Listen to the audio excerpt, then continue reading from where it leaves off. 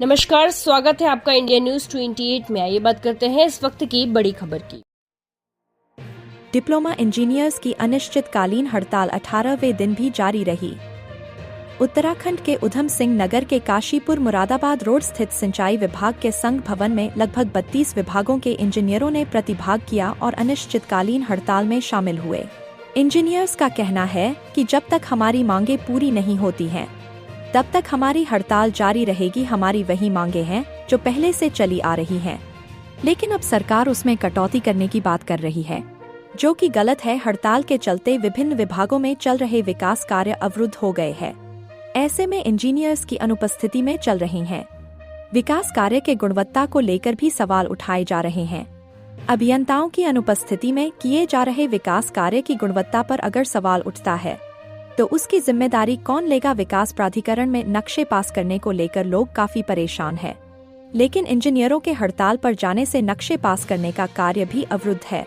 इसके अलावा विभिन्न कार्यदायी संस्था जिसमें ग्रामीण निर्माण विभाग, लोक निर्माण विभाग, सिंचाई विभाग, पेयजल, आवास विकास के अंतर्गत सरकारी योजनाओं के तहत होने वाले कार्य भी अवरुद्ध है। हड़ताल से दो तरफ नुकसान देखने को मिल रहा है, जहां एक तरफ डिप्लोमा इंजीनियर मानसिक और आर्थिक रूप से प्रताड़ित हो रहे हैं। इंजीनियर के हड़ताल पर जाने से सरकारी योजनाओं के विकास कार्य भी ठप हो गए हैं और जनता भी कहीं न कहीं इससे प्रभावित हो रही है। कुछ ऐसे विभाग हैं जिनका सीधा संबंध जनता से जुड़ा हुआ है। अगर यह हड़ताल जल्दी नहीं खुली तो विकास कार्य पर बुरा असर देखने को मिल सकता है। सरकार जहां एक तरफ कुंभ की तैयारी की बात कर रही है, 4 धाम तीर्थ यात्रा की बात कर रही है, ऐसे में उनकी तैयारी में लगे विभागों के इंजीनियरों के हड़ताल पर होने के कारण कुंभ और 4 धाम की यात्रा की तैयारियों पर बुरा असर देखने को मिल सकता है। इंजीनियरों की माने तो शासन ने इंजीनियर संघ के पदाधिकारियों को वार्ता के लिए बुलाया था, जहां पर मुख्यमंत्री ने उन्हें आश्वासन दिया और विभागीय सचिव को निर्देश दिया कि इंजीनियर की मांगों पर जल्द कार्रवाई करें। लेकिन उस वार्ता के 7 दिन बाद भी कहीं कोई किसी प्रकार की सूचना संघ पदाधिकारी को नहीं मिली। ऐसे में सचिव स्तर के अधिकारी मुख्यमंत्री के आदेशों को ताक पर रखे हुए हैं, जिसका प्रत्यक्ष प्रमाण यह अनिश्चितकालीन हड़ताल देखने को मिल रही है। इंजीनियर्स की माने तो उनका कहना है कि अपनी मांगों के लिए चाहे हमें आर पार की लड़ाई लड़नी होगी, हम पीछे नहीं हटेंगे। अब देखना यह है कि सरकार इस पर कब तक निर्णय लेती है। काशीपुर संवाददाता पैट्रिक चरण बाबा की रिपोर्ट।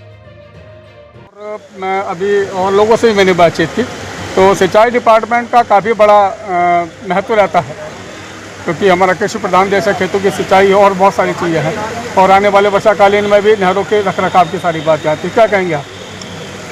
जैसा कि हम सभी लोग यहाँ पर हड़ताल पर बैठे हुए हैं और आज 18वां दिन है, तो हमारे हड़ताल पर जाने से किसानों को जो पानी मिलता है और जो हमारी योजनाएँ हैं जो प्रस्तावित है, बाढ़ से संबंधित कुछ योजनाएं हमारी EFC होनी है देहरादून में, और काफ़ी सारे कार्य लंबित हैं जो कि हड़ताल की वजह से नहीं हो पा रहे हैं।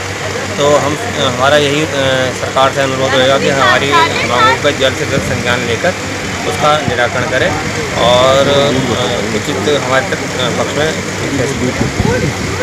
कैसे जी अभी 2 तारीख को हड़ताल कर्मियों को जो बुलाया गया था, इंजीनियर्स को बुलाया गया था सरकार के पास, और वार्ता हुई और ये भी बताया कि मुख्यमंत्री ने आदेश किया, लेकिन अभी तक कोई आदेश निकला नहीं। क्या कहेंगे? इस बात पर मैं यही कहना चाहूँगा कि यही एक दुर्भाग्य है उत्तराखंड का कि माननीय मुख्यमंत्री जी द्वारा आश्वासन देने के बाद और सचिवों को निर्देश करने के बाद भी हमारी समस्याओं का समाधान नहीं होना बड़ा खेद का विषय है कि इतने 18 दिनों से उत्तराखंड के सारे डिप्लोमा इंजीनियर्स हड़ताल पे हैं, सारे काम बंद है और शासन प्रशासन उस पर कोई संज्ञान नहीं ले रहा है। मेरा निवेदन होगा शासन प्रशासन से जल्दी हमारे मांगों पर विचार करे और उन पर निर्णय ले, जिससे कि सारे डिप्लोमा इंजीनियर्स अपने काम पर वापस आए। संस्थान की भी काफ़ी बड़ी भूमिका है इस समय।